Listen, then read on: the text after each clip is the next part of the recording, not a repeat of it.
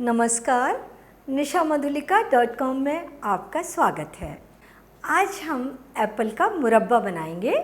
ये मुरब्बा बहुत ही गुणकारी होता है। इसे गर्मी में खाएं, बहुत ठंडक देने वाला है और पेट के लिए यानी डाइजेशन के लिए ये बहुत ही अच्छा है। तो आइए एप्पल का मुरब्बा बनाना शुरू करते हैं। ये हमारे पास 800 ग्राम हमने एप्पल लिए हैं, 8 एप्पल लिए हैं। मुरब्बा के लिए हम छोटे साइज़ के एप्पल लेते हैं। तो फल देख लें, अच्छे हों, कोई भी धब्बे या कहीं से भी ख़राब ना हो फल, और छोटे आकार के हों। तो सबसे पहले हम इन्हें छीलेंगे। तो हम एप्पल छील लेते हैं। और छीलने के लिए हम पीलर का भी यूज़ कर सकते हैं। इस तरीके से एप्पल का जो डार्क छिलका है वो हम छीलकर हटा देंगे। पहले हमने एप्पल्स को अच्छे तरीके से धोकर और सुखा लिया है। कहीं से अगर आपको ज़रा भी दाग दिख रहा है, थोड़ा सा वहाँ से हटा दीजिए चाकू की सहायता से, क्योंकि यहाँ पीलर नहीं पहुँच रहा इसके एंड तक, तो हम चाकू से इसे हटा देंगे। ये डंठल भी हम हटा देंगे। इस तरीके से एप्पल को छील करके तैयार कर लेंगे। पानी में डाल देते हैं, क्योंकि एप्पल अगर बिना पानी के रख दिए जाएं तो काले पड़ जाते हैं। और सारे एप्पल हम इसी तरीके से छील कर तैयार कर लेते हैं। ये हमने सारे एप्पल्स छील करके तैयार कर लिए। हमने एप्पल छील कर तैयार कर लिए हैं। अब हम इन्हें उबालेंगे। तो हमने एक बर्तन में पानी ले लिया है। इतना पानी लेंगे कि हमारे एप्पल उसमें अच्छे तरीके से डूबकर उबल जाए। पानी को हम गर्म होने देते हैं। जैसे ही पानी में उबाल आ जाएगा, हम इसमें एप्पल डालेंगे। तो पानी को हम ढक देते हैं ताकि पानी में जल्दी से उबाल आ जाए। पानी में उबाल आ गया है और अब हम पानी में एप्पल डाल देते हैं और एप्पल के हल्का सा नरम होने तक हम इन्हें उबालेंगे। तो इन्हें ढक देते हैं, लेकिन हल्का सा खुला छोड़ेंगे ताकि हमें पता लगता रहे कि एप्पल किस तरीके से उबल रहे हैं। और दूसरा ये है कि अगर हम इसको पूरा ढक दें तो पानी चारों तरफ से गिरने लगता है, तेज़ी से उबलता है और चारों तरफ से गिरने लगता है। तो थोड़ा सा अगर खुला छोड़ दें तो पानी उबलेगा लेकिन नीचे नहीं गिरेगा। एप्पल्स को चेक कर लेते हैं। हमने उबलते पानी में एप्पल्स को डाला था और 15 मिनट तक अच्छे तरीके से ऐसे ही उबाल आता रहा है। हमने 15 मिनट तक एप्पल्स को उबाल लिया। एप्पल हल्के से नरम करने होते हैं हमें, बहुत ज़्यादा नहीं उबालने होते कि हमारे एप्पल पानी में फटने लग जाएं। इतनी देर तक हमें नहीं उबालना है। तो ये हम इनको इस तरीके से छू कर देख रहे हैं, बिल्कुल हल्के से नरम हो गए हैं एप्पल्स। तो हम गैस बंद कर देते हैं। हमारे एप्पल्स उबल चुके हैं। एप्पल्स का कलर अगर हम देखें तो हल्का सा क्रीम कलर हो गया है। पहले वाइट था, अब कलर क्रीम है।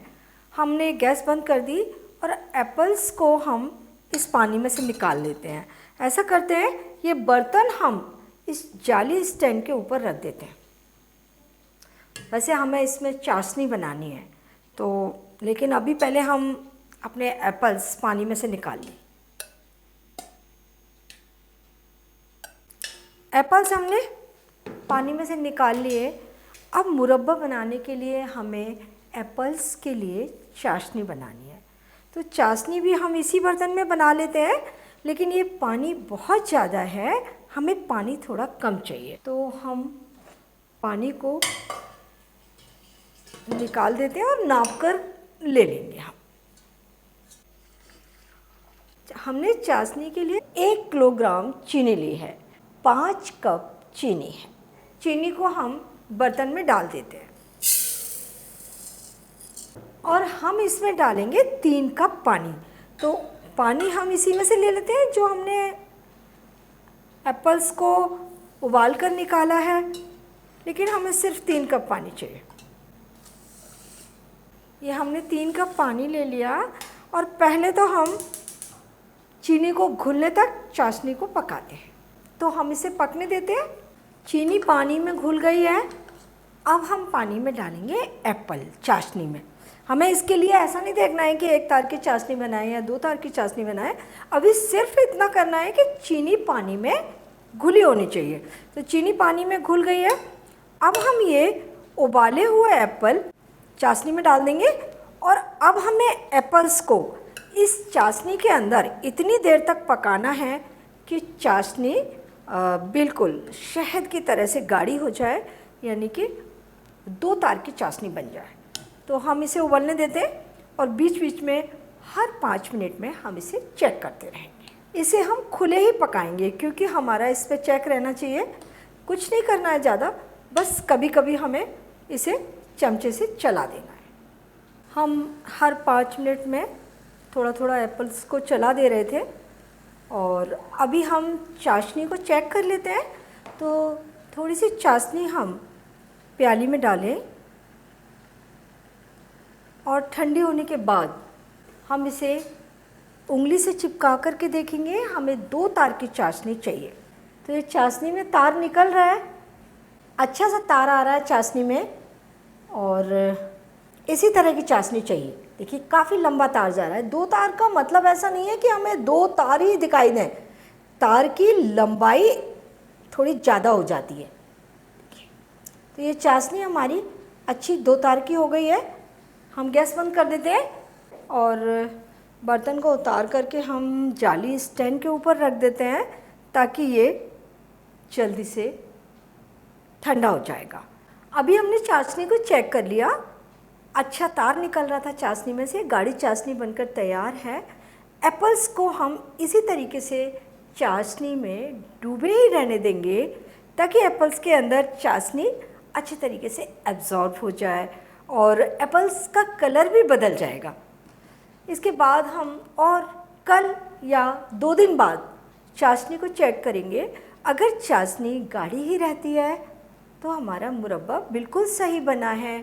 अगर चाशनी थोड़ी पतली हो जाती है, कभी कभी ऐसा होता है कि बाद में चाशनी थोड़ी पतली हो जाती है क्योंकि एप्पल्स चीनी अपने अंदर एब्जॉर्ब कर लेते हैं और उनके अंदर अगर जूस है तो वो बाहर छोड़ देते हैं, जिसके कारण चाशनी पतली हो सकती है। तो हम उसे चेक करेंगे और अगर चाशनी पतली हो गई होगी तो उसे थोड़ा सा और पका लेंगे। ये हम एप्पल्स चाशनी में रहने देंगे, लेकिन हमें इसमें नींबू का रस डालना है थोड़ा सा।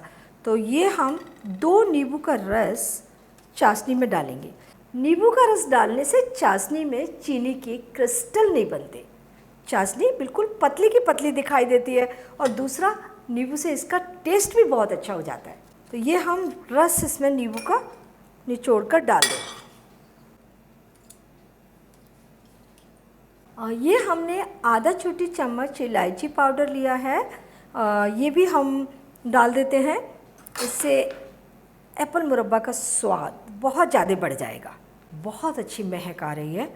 और अब हम इसे बिल्कुल इसी में डूबे हुए रख देते हैं, ठंडा होने देते हैं और कल फिर से हम चेक करेंगे। 2 दिन में एप्पल्स ने पूरा सिरप अपने अंदर एब्जॉर्ब कर लिया है। अच्छे तरीके से मीठे होकर एप्पल्स तैयार हो गए हैं, मुरब्बा तैयार हो गया है। बहुत अच्छा एप्पल मुरब्बा बना है और इसे बनाना बहुत आसान है, लेकिन थोड़ा सा ध्यान रखना है। जब आप एप्पल्स को उबाल रहे हैं तब ध्यान रखना है कि एप्पल ज़्यादा ना उबल जाएं। अगर एप्पल ज़्यादा उबल जाएंगे तो वो पानी में घुल जाएंगे। और जब चाशनी में एप्पल्स को उबाल रहे हैं तो पूरा ध्यान रखना है चाशनी का कि चाशनी को एक तार वाली बनाकर गाढ़ी तैयार करना है। बहुत ज़्यादा गाढ़ी चाशनी हो जाएगी तो वो बाद में सेट हो जाएगी, जमने लगेगी। और अगर चाशनी पतली है तो मुरब्बा जल्दी से ख़राब हो जाएगा। तो चाशनी का भी पूरा ध्यान रखना है। और अगर चाशनी उस समय पतली रह गई है और बाद में आप देखते हैं 2 दिन बाद कि चाशनी पतली है, आप उंगली से उसे ऐसा चिपका कर देखिए, तार हल्का सा आना चाहिए, बिल्कुल शहद की तरह से चाशनी चिपकनी चाहिए। अगर आपको लग रहा है ये नहीं चिपक रही है, मुरब्बा को आप दोबारा पकने के लिए रख दीजिए और चाशनी को थोड़ा गाढ़ा कर दीजिए। और अगर ऐसा हो गया है कि चाशनी गाढ़ी हो गई है, आपने देखा 2 दिन बाद कि वो तो जमने वाली कंसिस्टेंसी पे आ गई है, तो 1-2 टेबल स्पून पानी डाल दीजिए और मुरब्बा को थोड़ा सा हल्का सा और पका लीजिए। इस तरीके से मुरब्बा बना कर के फ्रिज में 1-2 महीने तक खाया जा सकता है। अगर आप ज़्यादा दिन तक मुरब्बा खाना चाहते हैं तो इसमें फिर आपको प्रिजर्वेटिव मिलाने पड़ेंगे। एसिटिक एसिड या बेंजोइक एसिड 1 छोटी चम्मच चाशनी में अलग से घोलिए और पूरी चाशनी में घोल दीजिए। चाशनी इतनी होनी चाहिए कि एप्पल्स चाशनी के अंदर डूबे रहें। तो आप ये मुरब्बा बनाइए, खाइए और अपने अनुभव nishamodulika.com पर शेयर कीजिए। एक बार फिर मिलते हैं एक नई रेसिपी के साथ और मेरे चैनल को सब्सक्राइब जरूर कीजिए।